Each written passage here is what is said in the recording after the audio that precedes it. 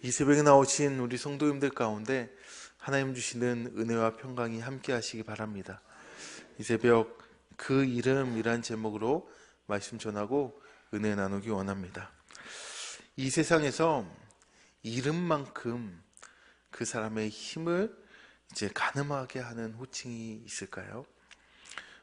산자의 이름은요, 이제 살아있는 권력을 가늠하게 합니다.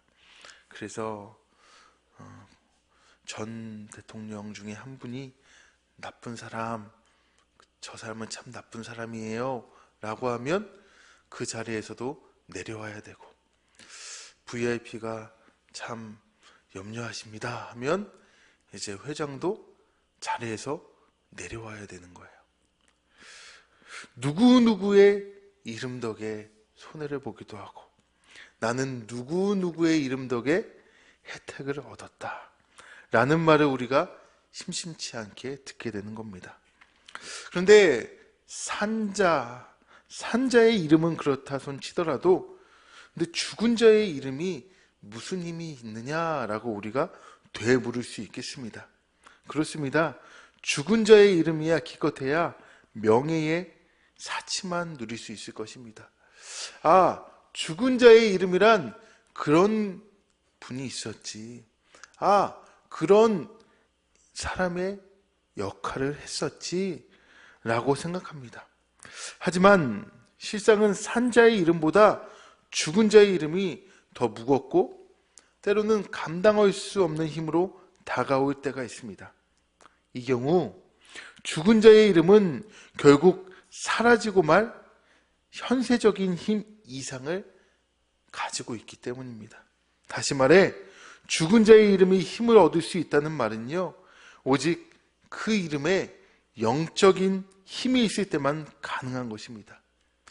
이때 영적인 힘의 실제 여부는 그 이름의 주인, 즉 그 이름을 가진 자의 정체에 달려있게 되는 겁니다. 대개는 죽은 자의 이 영적인 힘을 증명하고 싶은 그 추종자들에 의해서 죽은 자의 이름이 들먹여지는 경우가 많기에 우리는 신중한 분별력이 요구되기도 합니다.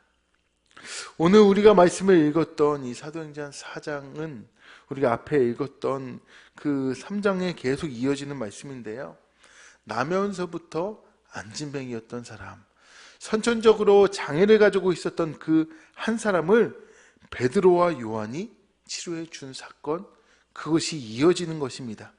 그런데 이제 그 사건에서 끝나지 않고 죽은 자의 이름 논쟁으로 이 일이 확대되었다라는 거예요. 종교 지도자들에게 있어서 나사렛 예수의 죽음은 한낱 그 범죄자에 지나지 않는 죽음이었습니다.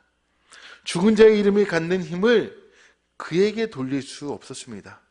따라서 그 죽은 자의 이름이 영적인 힘을 가질 수 있다라는 건 단지 그를 따르는 추종자들, 즉 그 베드로와 요한 같은 이 제자들이 선동하고 거짓 증언으로 말미암은 것이다 라고 그 종교 지도자들은 결론 내린 거예요. 그렇다면 나사렛 예수의 그 추종자들, 그를 따랐던 그 제자들의 입만 단속한다면 이 소란스러운 사건 하나가 쉽게 해결될 수 있는 겁니다. 물론 그 선천적 장애를 가지고 있었던 그 사람이 치료되었다라는 그 증거는 미제 사건으로 남겨놓으면 되는 거예요. 오늘날에도 미제 사건이 넘쳐나지 않습니까?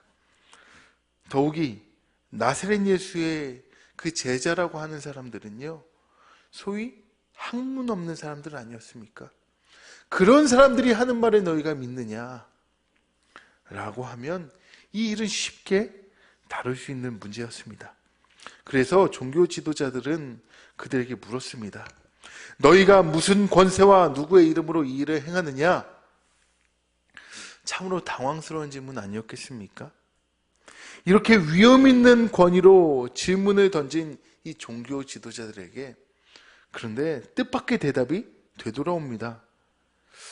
어떤 대답이냐면, 너희가 십자가에 못 박고 하나님이 죽은 자 가운데 살리신 나사렛 예수 그리스도의 이름으로 이 일을 행했다.